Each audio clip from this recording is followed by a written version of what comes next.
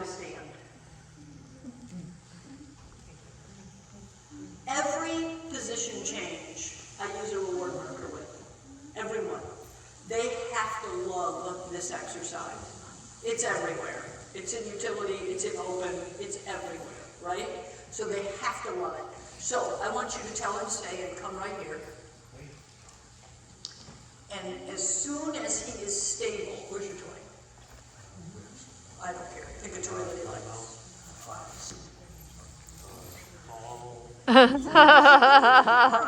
As soon as he's stable, wait, right here. As soon as he's stable, I'm going to throw the ball, all right? All right, so, stay at your dog. Dan. Oh, whoa. No. Come on, Dad. Come on. Like I said, Hey, I Red. do prefer, Move over this way, just because I don't want to throw it and have it end up. like I said, you just. Okay, down you go. Leaving. So, when do you mark? He's got to be stable. All 4 feet have to be still. Dan. Yes! All right, go do that again. Okay? Take it back. Let's do it again.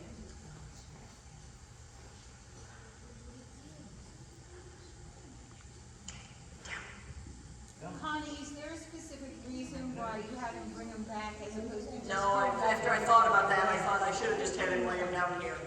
Okay. Dan. Yes! All right. Okay, now put him in a sit, and we're going to back up from him.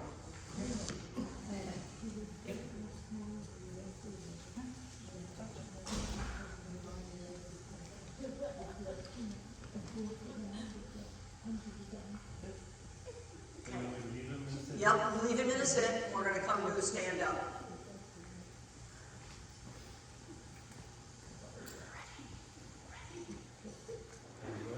Now, I'll get it. Stand. Dan. Yes! Okay.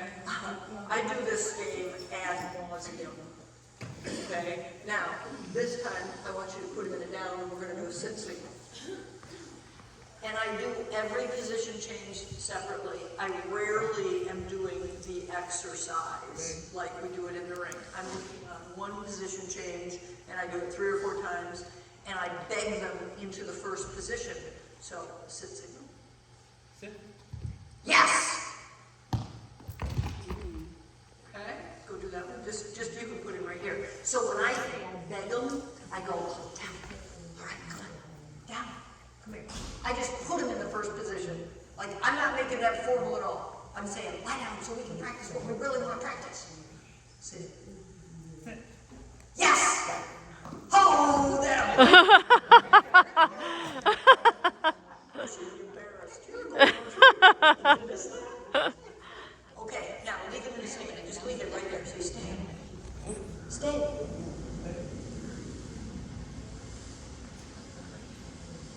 Okay, now wait. Now drop it. Down. Yes! Okay, I'm looking for his elbows to hit the ground. Right? So, I'm going to tell you the chicken story. My husband went to a chicken training camp with a bunch of soldiers because they wanted to learn about reward markers. And they wanted to learn about the timing of a reward marker. And so evidently chickens are very fast.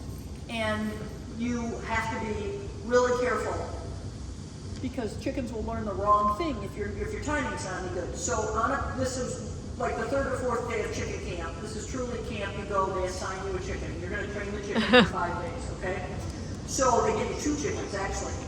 So there was a banquet table. The chickens had been taught to peck a dot. The dot was now on the wall. Chickens were on a banquet table. Your job was to send your chicken to the wall to peck the dot. Now, chickens are fast. So if you click too soon, and the chicken has not yet pecked the dot, the chicken thinks all he has to do is run to the end of the table and he will get rewarded. If you are too late and the chicken pecks the dot and turns, and then you click, the chicken thinks all he has to do is run to the end of the table. You don't have to peck the dot. So you're trying to click at the moment that the chicken pecks the dot to say that's what makes reward happen. But then they added a little wrinkle. they gave everybody a laser light. And the laser light was the cue to tell the chicken that he could go and peck the duck. And your chicken had to wait 10 seconds for you to turn the laser light on.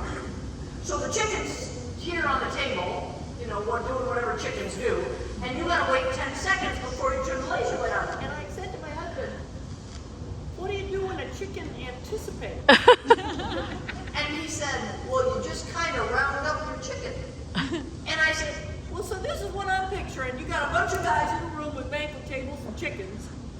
And the chickens are running to the end of the table and pecking it on, and nobody's clicking because they went too soon, and the chicken gets mad, and he jumps off the table, and he's running around the room, and you're going chasing your chicken. He said, you're pretty much picturing it. So I was furious. I heard that story, and I was mad. I thought, 10 seconds? I don't have a dog that will wait 10 seconds for a signal. There's no way. And I'm mad because I'm thinking my dogs are way smarter than the chicken. And I'm not going to have a chicken doing something my dog can't do. So I started playing the game. And it revolutionized, I'll put this over here, my signals. Absolutely changed signals for my dogs and command discrimination. Two things happened. Can I borrow them a minute? Can I have them all? Come here, buddy. Come here. I thought 10 seconds, my dog's going to look away. The opposite occurred. My dogs got more and more and more intense. Sit. And a couple people today, I have said to you, just move, slightly move. That is huge because what happens, I believe, is the dog looks at you and goes, you're moving. That's not it. That's not it. There it is. When you stand absolutely still, you have the ability to make dogs nervous because they think they missed it. But when you are very gently moving, they know they didn't miss it. They know they're paying attention. Okay? All right. Stand. Stay. Stay.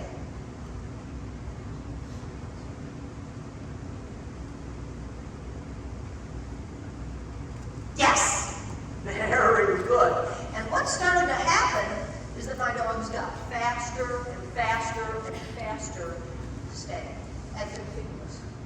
Now, Jenny, you give a very small drop signal. And I'm not sure that I would be such a purist. Good. That's more in training than in the right now. Yes!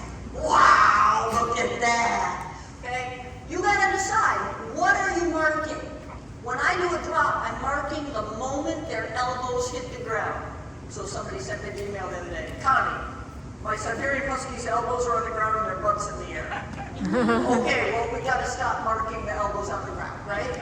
But for most dogs, if their elbows are down, their body's down. What are you marking on the sit?